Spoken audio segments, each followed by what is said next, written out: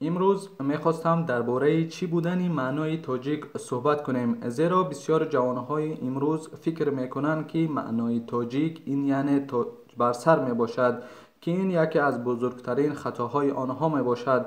و یک نکته را باید درک کنیم که ما آریایی های آسیای میانه یا تاجیکان، چون کلمه تاجیک جز فارس معنای دیگری ندارد. پارسی زبانان یا فارسی زبانان در قدیمترین کتاب ها از جمله در دیوان لغت ترکی محمود قشقری هم آمده است که تاجیک همان فارس می باشد.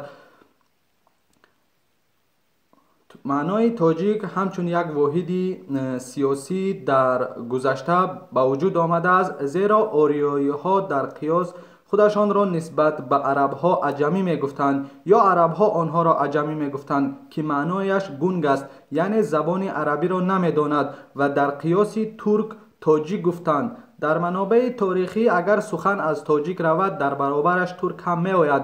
مثلا سعدی شیرازی خودش را چند بار تاجیک گفته، حالا آنکه او در جنوب ایران امروزه زیسته است. مثلا می گوید شاید که به پادشاه بگویند ترکی تو بریخت خون تاجیک. در یک جای دیگر نیز آمده است روی تاجیکانت بنمای تا داغ حبش آسمان بر چهره ترکانه یغما کشد. یا مثلا مولانا جلال الدین رومی چند بار از واژه تاجیک استفاده کرده و در جای هم میگوید یک حمله و یک حمله آمد شب و تاریکی، چستی کن و ترکی کن نه نرمی و تاجیکی. نرمی و تاجیکی در اینجا به معنای روشنفکری در مقابل ترکیگری است. و این چنین میتواند فکر سوال به میان آید که چرا واژه تاجیک در ایران یا افغانستان اون گونه که رواج یافته است در تاجیکستان یا در ورارود رواج نیافته است؟ به خاطر آنکه تاجیکان در احاطه ترکان بودند.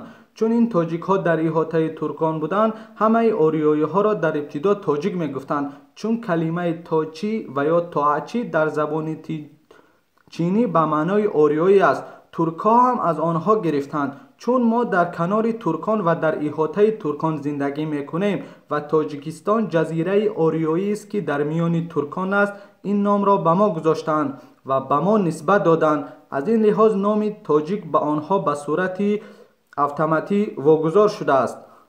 اگر یگان فکری عقیده داشته باشید می توانید آن را در کامنتر نویسید و ما کوشش میکنیم که به سوالهای شما جواب گردانیم.